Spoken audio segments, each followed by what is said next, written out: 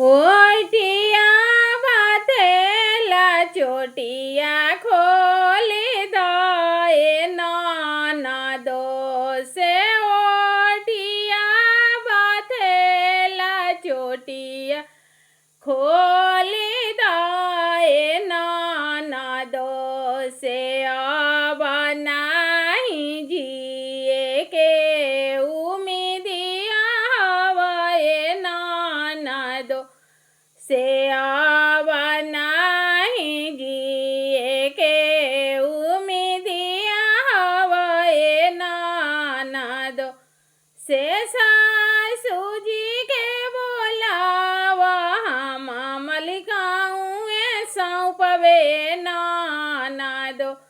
ओ से गोतिन जी के बोलावा हमारा सोइए सौंपवे नाना दो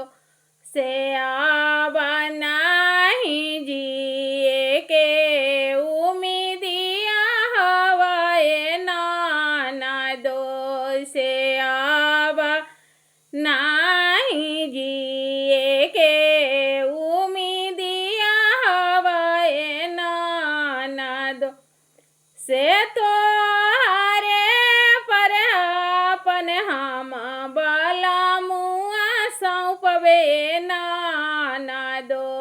से तो रे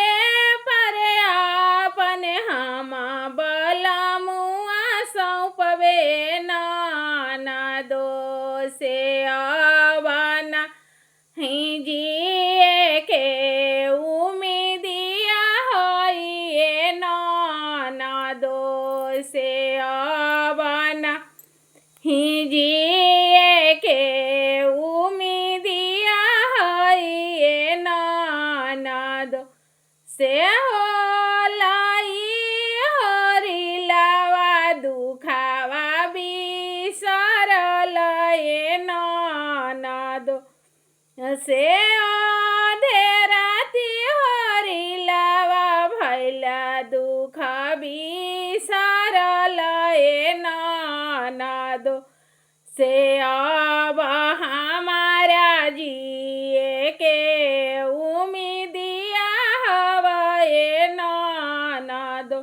से अब हमारा जिए के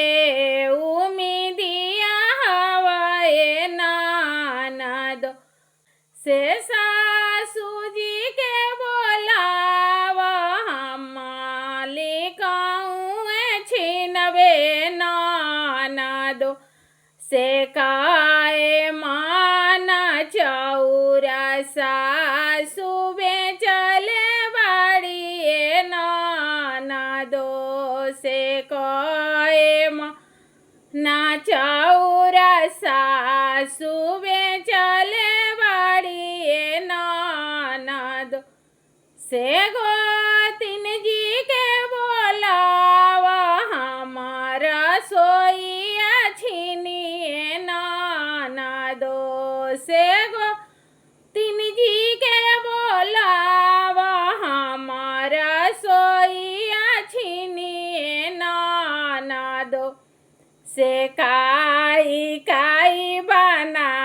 के गोतिन खाइले बाड़िए नाना दो से काई का बना के गोतिन खाइले बाड़िए नाना दो से तो हरा से अपन हम बाला मुआ छिनवे नाना दो से तो हरा से अपन हम बाला मुआ छिनवे नाना दो से कहे राती पिया वाले के सूतल रहुए नाना दो से कहे राती पियावा साथावा सूतल रहुए नाना दो से वाटिया बाथेला चोटिया खोली दाए नाना दो से अब उमें